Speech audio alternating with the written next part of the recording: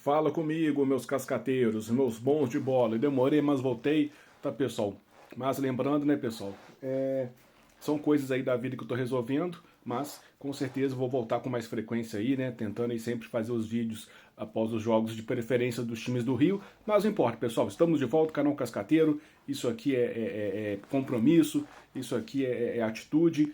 Então estamos de volta, né, pessoal, para fazer uma análise, assim, uma fotografia do pós-mundial, né, do pós-Copa do Mundo de Clubes da FIFA, né, como ficou a situação dos times. Então a primeira coisa que eu queria comentar é que tem muito técnico, e especialmente os brasileiros, que reclamam que não tem tempo para treinar. Pois é, né, dos 4 brasileiros que foram, né, então foram só 4, então 16 equipes da Série A ficaram 30 dias por conta de treinar. Aí agora que os jogos do brasileiro retornaram, vocês viram alguma grande evolução de algum time? Não estou falando de resultados, estou falando de desempenho. Né, o Inter teve resultados, né? Agora veio numa sequência ruim, porque empatou com o Vasco em casa, perdeu pro Fluminense em casa, mas o futebol do Inter estava futebol ruim. Ele vinha ganhando no aperto, no sufoco, com gol no finalzinho, mas sem jogar bem, sem convencer. O Grêmio também, mano, ficou um mês treinando. O que melhorou? Nada. Os times que estavam jogando bem, o Bragantino, que vinha bem, agora deu uma queda, piorou. Atlético Mineiro, tudo bem, né? Até é difícil condenar o Cuca aqui, porque o Atlético vinha um turbilhão ali de problemas financeiros, mas mesmo assim o futebol mesmo do Atlético não mudou grande coisa. Então nós não vimos uma grande mudança dos treinamentos. Por isso eu sempre falo que esses técnicos, eles são preguiçosos, eles arrumam desculpa para tudo, eles trabalham pouco, eles ficam com ciúmes dos técnicos de fora que vêm aqui e trabalham melhor. Não todos, tem muito técnico de fora que veio aqui e não entregou nada de diferente, né? Por exemplo, Caixinha, alguns outros aí, né, que agora me escaparam o nome aqui, aquele Antônio Oliveira, enfim. Então alguns portugueses aí também que já vieram aqui também não entregaram nada de diferente. Mas tem alguns que fizeram grandes trabalhos, né? Jesus, o Abel, enfim, aí o Arthur Jorge, são vários aí que eu poderia comentar, o Leonardo Jardim, que tem feito bom trabalho no Cruzeiro, mas vale lembrar, né, o Cruzeiro também não... Assim, o Cruzeiro, ele não melhorou, né, ele manteve aquele nível dele no começo ali, nos primeiros jogos pós-mundial, e agora ele vem enfrentando talvez o mesmo problema que o Arthur Jorge teve no Botafogo, né, o Arthur Jorge, em alguns momentos ali no Botafogo no passado, ele tinha dificuldade com o time que jogava retrancado, e agora que as equipes piores estão percebendo que isso surte efeito contra o Cruzeiro, elas estão fazendo isso, e o Leonardo Jardim não está tendo repertório para sair disso. Até quero entrar depois em uma boa coisa que o Jardim falou e que vai muito ao encontro do que o Renato Gaúcho também falou recentemente, mas vamos chegar lá. Mas primeiro vamos falar do pós-mundial das equipes. Então, se focarmos aqui nas equipes do Rio, né? Primeiro o Fluminense, que foi o melhor disparado. Ele esqueceu o futebol dele nos Estados Unidos, né? Ele voltou, mas a cabeça ficou lá nos Estados Unidos. E aí o Fluminense, muito desconcentrado, perdeu 4 jogos seguidos do Brasileirão, né? E todos assim com falhas defensivas, né? Coisas que não aconteceram lá no Mundial. Então dá pra ver claramente. O técnico é o mesmo, os jogadores são os mesmos, então claramente ali deu pra ver que foi falta de concentração. Mas agora, pressionados, os jogadores do Fluminense tiveram que dar uma resposta e conseguiram um bom resultado contra o Inter lá em Porto Alegre pela Copa do Brasil. Mas vale lembrar, o Fluminense não jogou bem, tá? Não foi um bom jogo. O Fluminense, né, a defesa do Inter se atrapalhou toda no lance do primeiro gol, né? Gol feito pelo Everaldo. E no segundo ali, né, uma excelente bola associada ali, né, do primeiro Martinelli, depois o Serna abrindo espaço pelo corredor direito e colocando a bola pro Everaldo bater de primeiro e fazer o segundo gol. E aí sim, esse é um gol bonito, uma jogada construída no talento dos jogadores do Fluminense, mas depois não tivemos mais lances desse tipo, né? Foi um jogo assim, em que as duas equipes, ou por cansaço, ou por falta de inspiração, tiveram um desempenho abaixo do que esses elencos podem entregar. Mas o Fluminense aproveitou as chances, venceu a partida e agora fica aí uma boa condição para se classificar para a próxima fase da Copa do Brasil.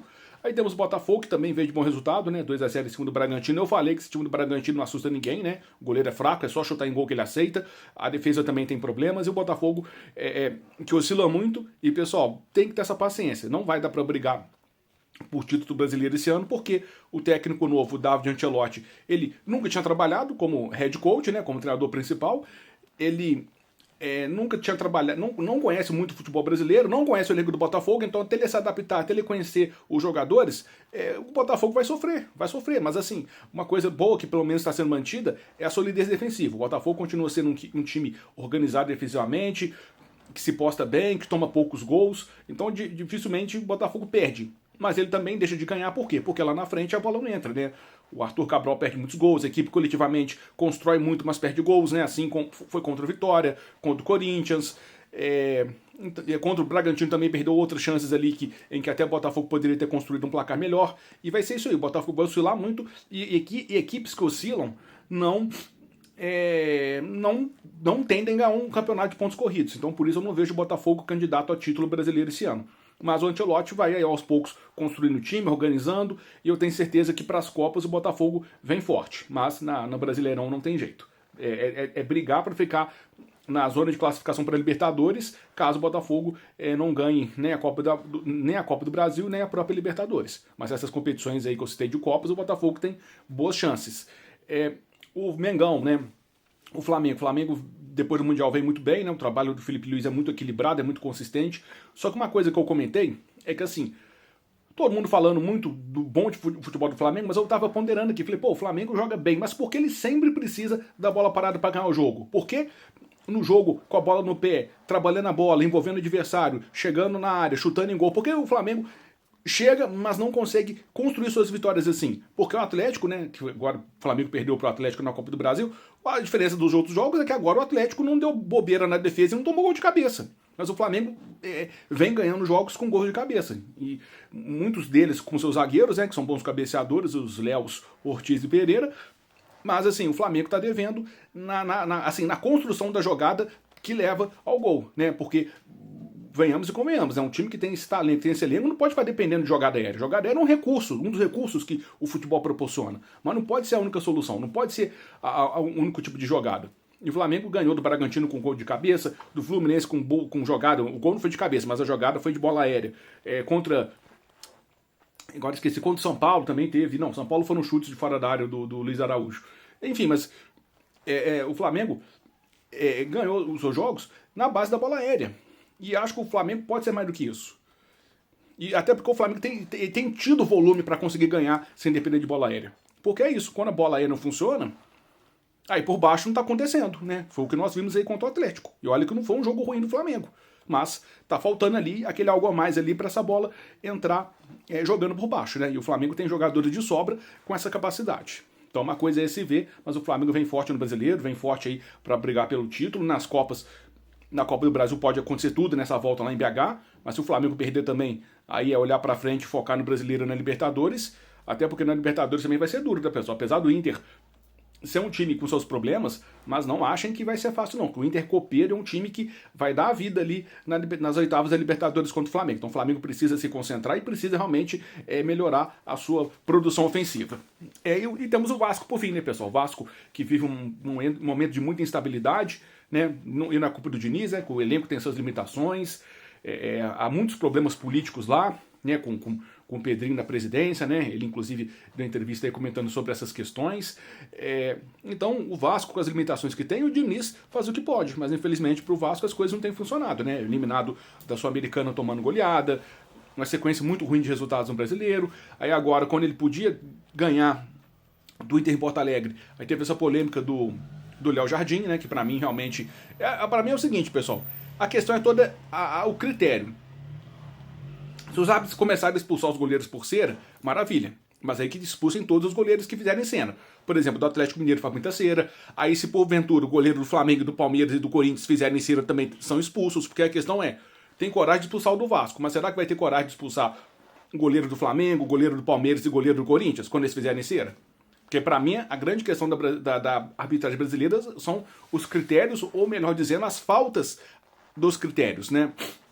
Porque eles apitam, né, muitas vezes de acordo com a camisa, né? E vocês veem claramente que é uma arbitragem condicionada, porque lá no Mundial os árbitros brasileiros apitaram bem. Por quê? Porque lá eles tinham que apitar igual para os dois times. Não tinha pressão de bastidor para, de repente, ele não marcar uma determinada situação contra um time que tem força nos bastidores. Então é isso que nós temos que lutar, né? Para termos uma arbitragem mais criteriosa, que não tenha medo de escudo de time, que apite os jogos pelo que ele está vendo em campo ali e não pela cor da camisa que tá, do time que está envolvido ali. Então é isso, pessoal. Só vou quebrar aqui, tá? Mas vou continuar falando com vocês aí desse momento do futebol brasileiro pós-mundial. Então é isso aí, galera. Grande abraço aí. Tamo junto.